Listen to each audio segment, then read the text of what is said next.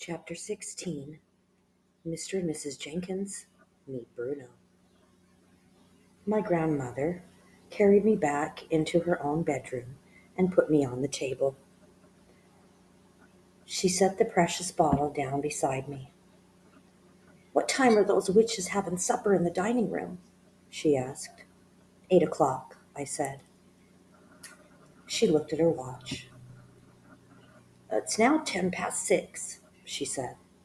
"We've got until 8 o'clock to work out our next move." Suddenly, her eye fell upon Bruno. He was still in the banana bowl on the table. He had eaten 3 bananas, and was now attacking a fourth. He had become immensely fat. "That's quite enough," my grandmother said, lifting him out of the bowl and putting him on the table top. "I think it's time we returned to this little fellow to the bosom of his family. Don't you agree, Bruno?" Bruno scowled at her. I'd never seen a mouse scowl before, but he managed it. "My parents let me eat as much as I want," he said. "I'd rather be with them than with you." "Of course you would," my grandmother said. "Do you know where your parents might be at this moment?" "They were in the lounge not long ago," I said. "I saw them sitting there as we dashed through on our way up here." "Right," my grandmother said. "Let's go and see if they're still there. Do you want to come along?" she added, looking at me. "Yes, please," I said. "I shall put you both in my handbag," she said. "Keep quiet and stay out of sight. If you must peep out now and again, don't show more than your nose." The handbag was large and bulgy, black leather affair with a tortoiseshell clasp.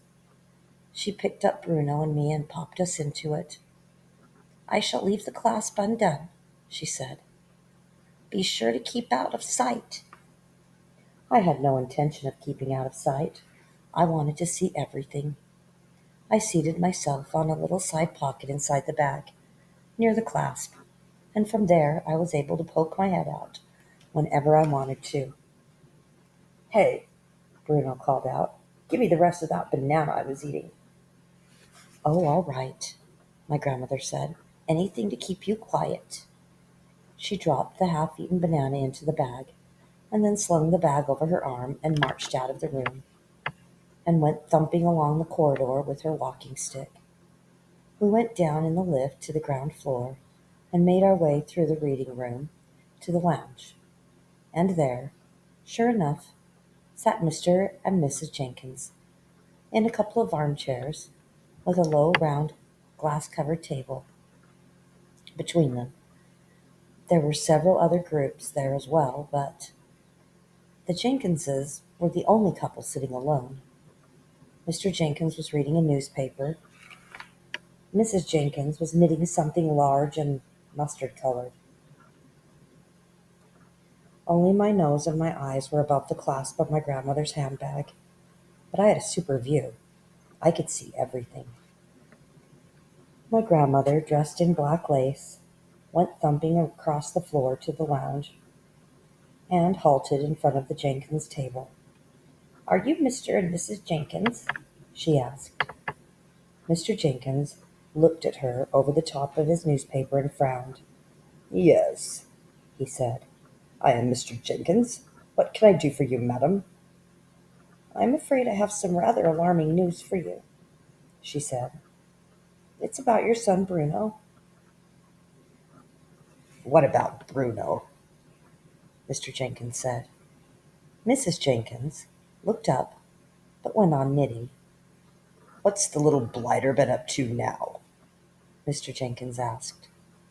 "Raiding the kitchen, I suppose." "It's a bit worse than that," my grandmother said. "Do you think we might go somewhere more private while I tell you about it?" "Private?" Mr. Jenkins said. "Why do we have to be private?" "This is not an easy thing for me to explain," my grandmother said. "I'd much rather we all went to your room and sat down before I tell you any more." Mr. Jenkins lowered his paper. Mrs. Jenkins stopped knitting. "I don't want to go up to my room, madam," Mr. Jenkins said. I'm quite comfortable here, thank you very much.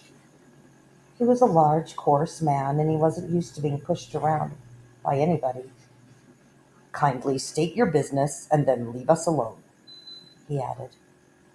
He spoke as though he was addressing someone who was trying to sell him a vacuum cleaner at the back door.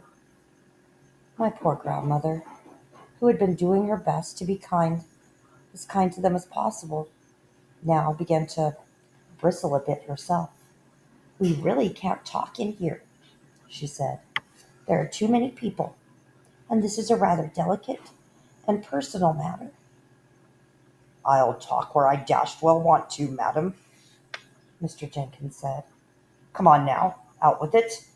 If Bruno has broken a window or smashed your spectacles, I'll pay for the damage. But I am not budging out of this seat.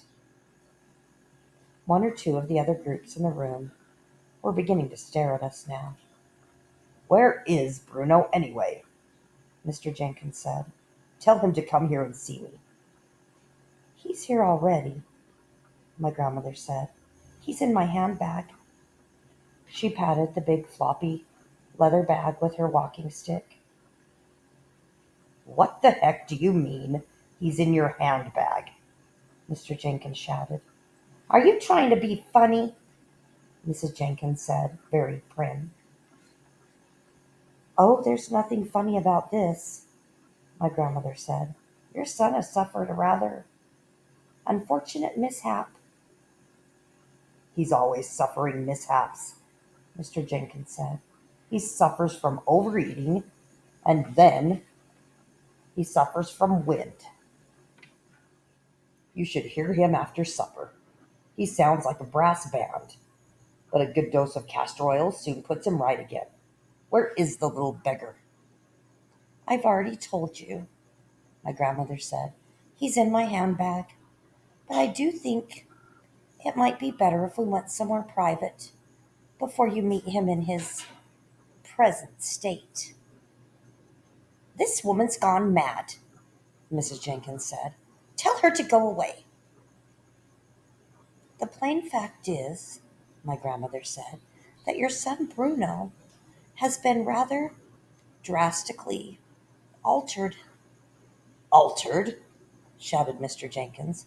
What the devil do you mean, altered? Go away, Mrs. Jenkins said.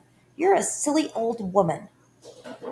I'm trying to be as gentle as I possibly can, and Bruno really is in my handbag, my grandmother said. My own grandson actually saw them doing it to him. Saw who doing what to him, for heaven's sake? Shouted Mr. Jenkins. He had a black mustache, which jumped up and down when he shouted. Saw the witches turning him into a mouse, my grandmother said. Call the manager, dear, Mrs. Jenkins said to her husband. Have this mad woman thrown out on her head.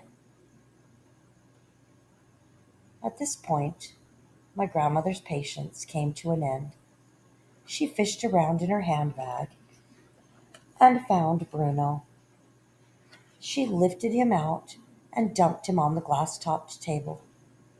Mrs. Jenkins took one look at the fat little brown mouse, who was still chewing a bit of banana, and let out a shriek that rattled the crystals on the chandelier. She sprang out of her chair, yelling, It's a mouse! Take it away! I can't stand the things! It's a Bruno, my grandmother said. You nasty, cheeky old woman, shouted Mr. Jenkins. He started flapping his newspaper at Bruno, trying to sweep him off the table. My grandmother rushed forward and managed to grab a hold of him before he was swept away.